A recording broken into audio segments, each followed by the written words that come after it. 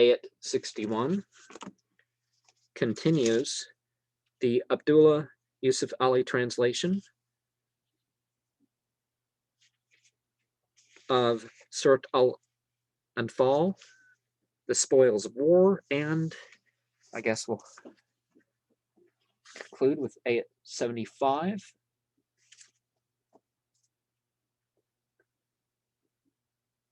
But if the enemy incline towards peace, do thou incline towards peace, and trust in God, for he is the one that heareth and knoweth all things. Should they intend to deceive thee, verily God sufficeth thee. He it is that hath strengthened thee with his aid and with the company of the believers. And moreover, he hath put affection between their hearts, not if thou hadst spent not if thou hadst spent all that is in the earth, couldst thou have produced that affection, but God hath done it, for he is exalted in might, wise. Yeah, belief does things that money can never do. Find the richest people in the world, the love's not in their life. Well, I'm not saying all the richest people, but you know what I mean.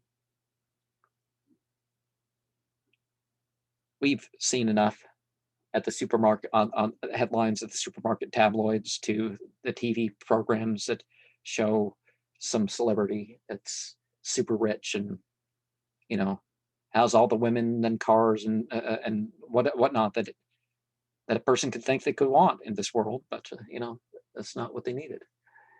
O prophet, sufficient unto thee is God, unto thee, and unto those who follow thee among the believers. O prophet, rouse the believers to fight.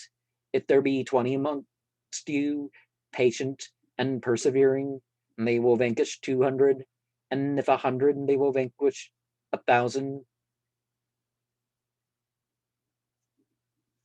of the unbelievers, for these are people without understanding. The unbelievers are. For the present, God hath lightened your task, for he knoweth that there is a weak spot in you, but even so, if there are 100 of you, patient and persevering, and they will vanquish 200, and if 1,000, they will vanquish 200, with the leave of God, for God is with those who patiently persevere. It is not fitting for a prophet that he should have prisoners of war until he hath thoroughly subdued the land. Ye look for the temporal goods of this world, but God looketh to the hereafter, and God is exalted in might, wise. Had it not been for a previous ordainment from God, a severe penalty would have reached you for the ransom that ye took. But now enjoy what ye took in war, lawful and good, but fear God, for God is oft forgiving, most merciful. O prophet, say to those who are captives in your hands, if God findeth any good in your hearts, he will give you something better than that what has been taken from you, and he will forgive you, for God is oft forgiving, most merciful. But if they have treacherous designs against thee, a messenger, they have already been in treason against God, and so hath he given thee power over them. And God is he who hath full knowledge and wisdom. Those who believed and adopted exile and fought for the faith with their property and their persons in the cause of God as well as to those who gave them asylum and aid.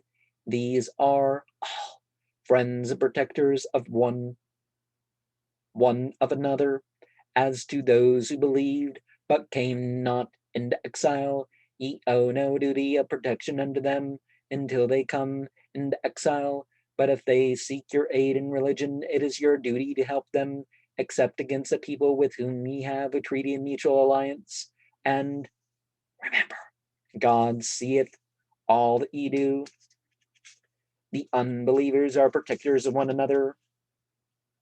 Unless ye do this, protect each other, there would be tumult and oppression on earth and great mischief.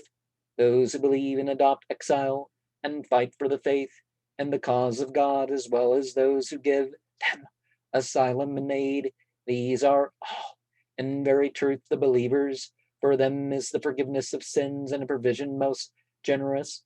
And those who accept faith subsequently and adopt exile and fight for the faith in your company, they are of you, but kindred by blood, have prior rights against each other in the book of God. Verily, God is well acquainted with all things. Now, I can't help but think, in regards to Ayat 70, something regarding one of the prophet's wives who had to go through a waiting period,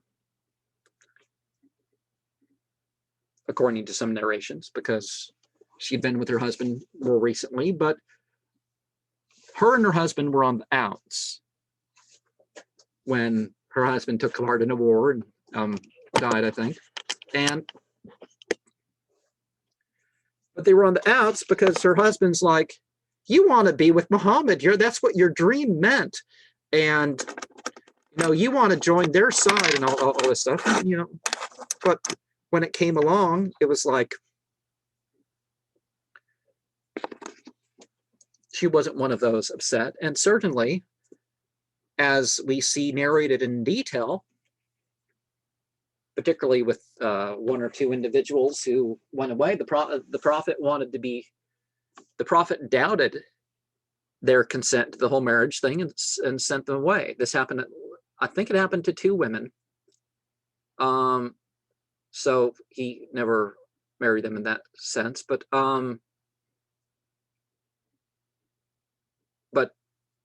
women had been sent to the prophet, in other words. It turns out one of these women, she told people that no, she was tricked by some other people, but that's a different story. But yeah, whatever you lose, if you come, through war or otherwise,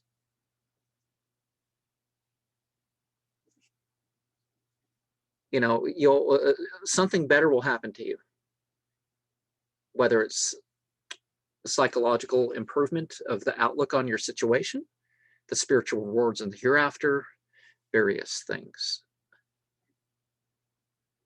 My comment wasn't as clear. I hope feel free to comment and question with any of this.